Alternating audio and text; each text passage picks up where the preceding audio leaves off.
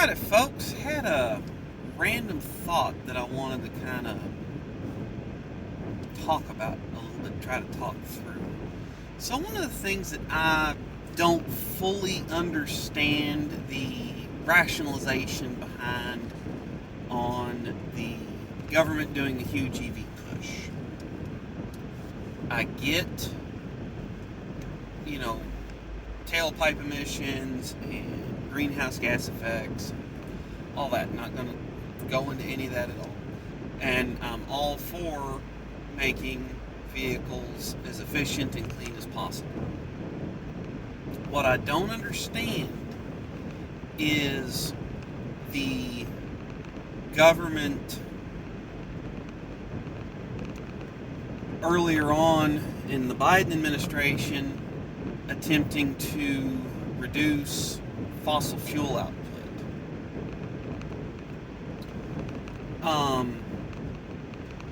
And why Joe Biden in his campaign said that he was wanting to put an end to the fossil fuel industry. Reason being is, suppose Joe Biden gets 8 years as president. Okay? Not saying that's good or bad, just he does. Currently, the average age of the vehicles on the road is between 12 and 13 years, according to a couple different sources, but I got one that said 12 on Statista, one that said 13 for the average car. Now, I've got 2 vehicles in my driveway that are below average age. I've got 2 vehicles in my driveway that are well above average age.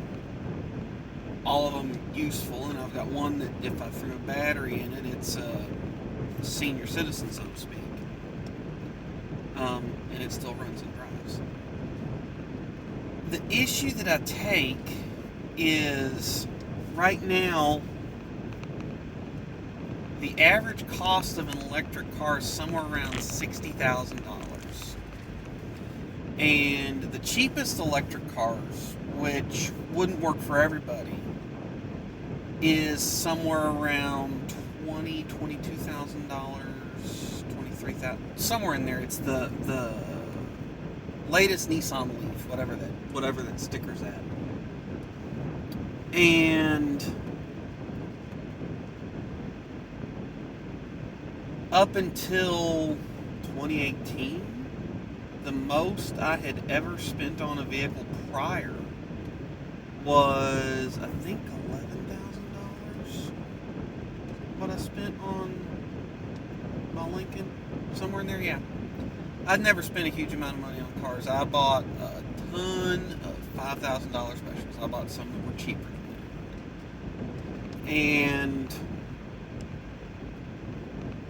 when I bought the car I'm currently in, that was the most I'd paid for a vehicle up to that point. And then my wife and I bought a 3-year-old family hauler for her, and that became the most expensive vehicle I'd paid for. Why do I bring all this up? I was not in a position to buy an electric car, or to be able to spend new car money until 2018 when I bought this. And with the average price of an electric car, there's a huge amount of people that, if they're responsible, would realize that even if they're all on board with the electric vehicle idea and they could work one, and they can either get by on 110 charging, or they can get a fast charger at their house and they can make it work and rule out the battery situation entirely. By the way, even though I work at Ford, the current replacement price on a F-150 Lightning battery pack is expected to be $35,000. Something. Suddenly, cost of a new engine seems pretty reasonable. But anyway, the people that are most hurt by the gas prices going up are those at the lower income spectrum. As an example, up until 20, let me think, from the time I started driving, for the first 7 years I drove, I only had big gas drinking trucks. I had side businesses that required me to have a truck, something with a tow hitch that could pull weight. And I did not have the money for a thrifty daily driver as far as something that was cheap on gas until 2011.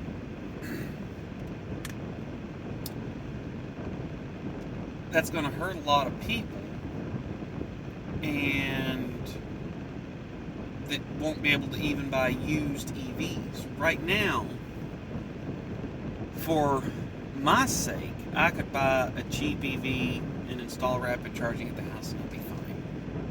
Just for me to run back and forth to work. For family purposes, I got 4 kids. I need a 3-row SUV to haul everybody. And I actually got kicking the idea around about, well, what would a used Tesla that has 3 rows cost? And it turns out they're insane. $60K. This was also back in 2020 before the used car prices skyrocketed and everything went insane in the car market. My wife and I bought her car right at the start of the pandemic because we made great financial decisions when I laid off due to being deemed a non-essential. And I looked at the cost of ownership for a Tesla Model X and the purchase price, and it just was unreal how much those things cost, even with 50, 60,000 miles on them. And at that point you're starting to worry about battery longevity, things of that nature. So obviously it's not something that I did. We bought her a previously owned Explorer, and I've been very happy with the vehicle. It's been a good one so far, and we've put almost 60,000 miles on it in the almost 4 years we've had it, 3.5. So I've got zero complaints there aside from the fuel consumption of it. It is a little thirsty. It's V6 4-wheel drive, but whatever. Got to have something to haul the family. So the one thing that concerns me about this push to EV transition isn't figuring out how to make the cars, make them in quantity, the electric grid, all that will be figured out. The thing that concerns me is you'll have people that'll put 100,000 miles on these things, 60,000 miles on them, trade them in, they'll become, decent, decent pre-owned vehicles. But the folks at the bottom of the income spectrum that are like I was, 10 years ago, that won't even think about spending more than $8,000 on a car, even if EVs eventually depreciate to that range in price, which is likely. If they have any battery problems, they are going to be up a creek. A couple months ago, I remember reading a story. A family bought their college-age daughter a Ford Focus Electric. It was something that came out for just a few years, very low volume production, kind of didn't catch on. Bought the car for a reasonable price for the miles, and shortly after they got it, they realized that needed a battery pack. Battery pack was about the cost of the car, and they can't even find one because Ford quit making the battery packs because it was such a low volume car. Now that's not a dig at Ford. When you have stuff like that that's low volume, a lot of times technology that doesn't catch on doesn't get support for repair or aftermarket or even aftermarket repair parts. So I'm not digging at anybody, but these people are up a creek. Pardon me, it's my allergy season. So, suppose in another year or so, I'll buy an EV. I own it for, say, 5 years. I put 150,000 miles on it, which is not outside the realm of possibility considering how fast I put miles on cars. I then sell it or trade it into somebody, and it's a decent second-hand car. They put another 50,000 miles on it. They roll out of it because it's getting up there in miles. Someone else buys it for a steal compared to what the original sticker price was. And the battery goes flat. And suppose it's even cheaper then than it is now to put batteries in. Suppose they cut the price down by half. Well, the only EV on the market that interests me right now is the F-150 Lightning. I think it's a cool truck. I like trucks. It's efficient to drive compared to most vehicles on the road. It'd be cheaper for me to drive than what I'm in right now. So, all those things. Suppose they cut the battery price in half. Well, guess what? They're stuck paying $10,000 to $15,000 in replacing this battery pack that's worn out in this vehicle. And then on top of that, they just spent, even if it's $5,000 on this used truck, they're spending 3 times what they spend on cars typically.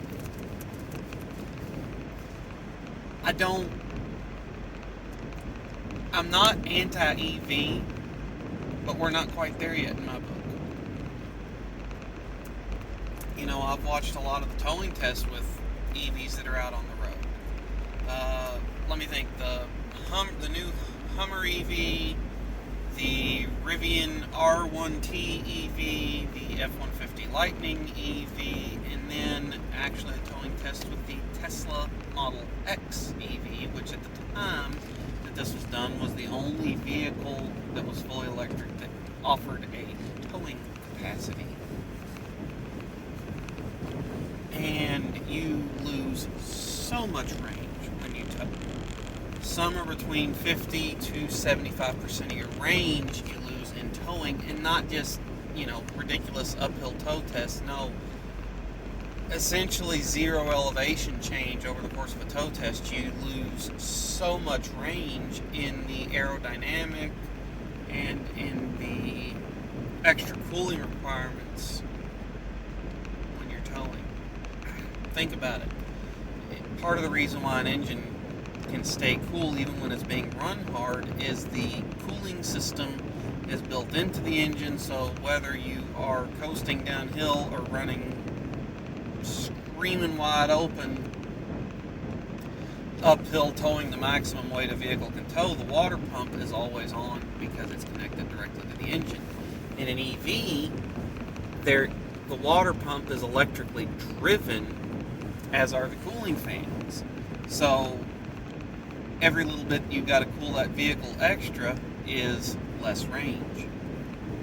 All the aerodynamic losses of a trailer, less range, and you're stuck charging for a minimum of 30 minutes to add any meaningful amount of range back into the battery with whatever you're towing. So I don't think we're quite there yet. And don't get me wrong, I'm kicking around the idea of an F-150 Lightning as the next commuter car. I like the Mustang Mach-E. I hate that they called it a Mustang. There's plenty of other badges they could have brought back from the dead. Instead of making a crossover electric silent Mustang, not on board with that. I don't mind the vehicle, I don't like the name. They're a little pricier than what I'd want to spend, but it's something that I think is cool. Prefer the F-150 though. So, anyway, I've gone on long enough. I think that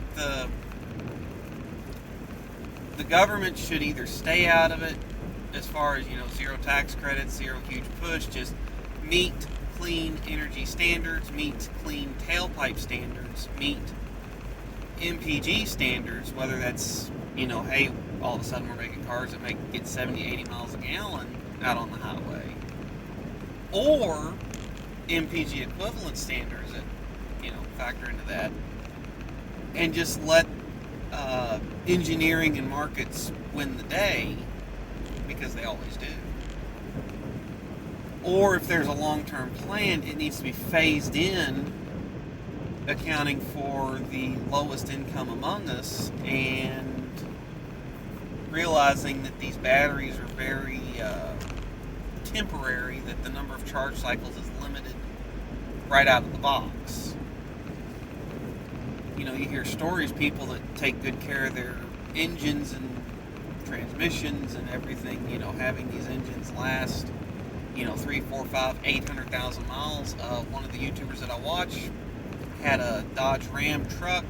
He bought it with like 995,000 miles on it, and he crossed 1 million miles with this truck. And it had accessories replaced, but the engine had never been apart.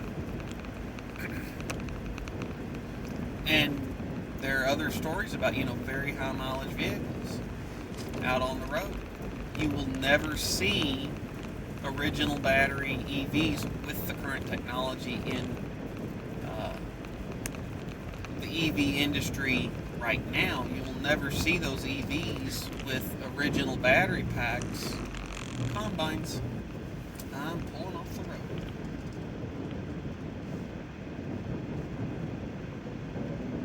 It's harvest season, and these 2-lane roads get ridiculously littered with tractors, combines, and their support vehicles. I'm glad to see the farmers working and making money, but I wish they had wider roads here, because these pieces of equipment don't quite fit. But anyway, you won't see, with the current battery technology that's out there, you will not see EVs that crest much over 150, 200,000 miles on the original battery pack. Now, sure, you could probably get an EV to run 1 million miles relatively easily compared to a gas car, because there's so much less maintenance involved and so much fewer things to wear down and break as they age. But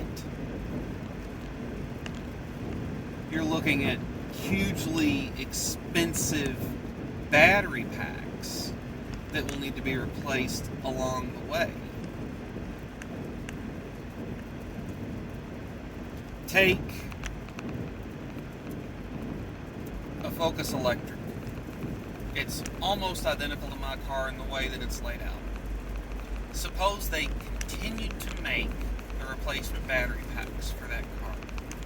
And just hypothetical, the one that was in the car went out at like 110, 120,000, but suppose they just got 200,000 miles to make math easy.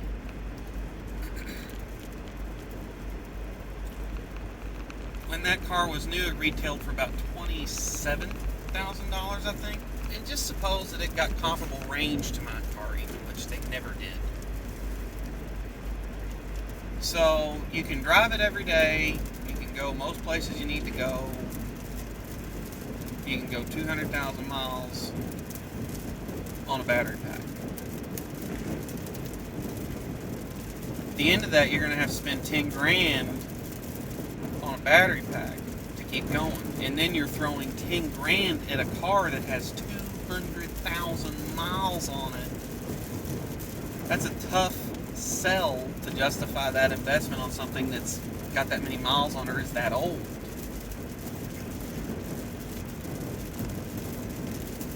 And then you get to go another 200,000 miles. And suppose that they're problem free, little fuses, switches, brake pads, tires, the 12-volt battery, things of that nature, AC compressor, nothing huge, but, things that just wear and break with time. You get 400,000 miles. Battery goes out. Time to change again, another 10 grand. And also, I'm not accounting for inflation on this, just 10 grand.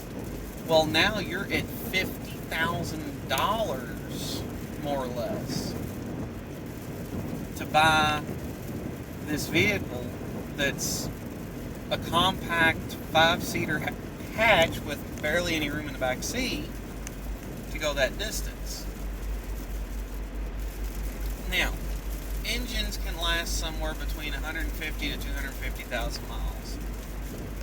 Suppose I pop an engine and a transmission at 250 on this car. Just hypothetical. I'm going for the 1,000,000 miles. You can either get it rebuilt or just out and out replace, and you can buy that engine and have it put in for, call it $3-4 grand. I was cheaper to buy this car, and it's cheaper to do the 250,000 mile engine pop on it. I don't see the win in there. Yes, an EV's cheaper if you're planning on avoiding the battery maintenance. As far as your fill-ups go, you're paying more in purchase price. I just don't think we're quite there yet. There's some interesting tech that's in the wings, solid-state batteries, and things of that nature. I just don't think we're there yet. That's what I got, folks. Thanks for tuning in. I'll catch y'all next time.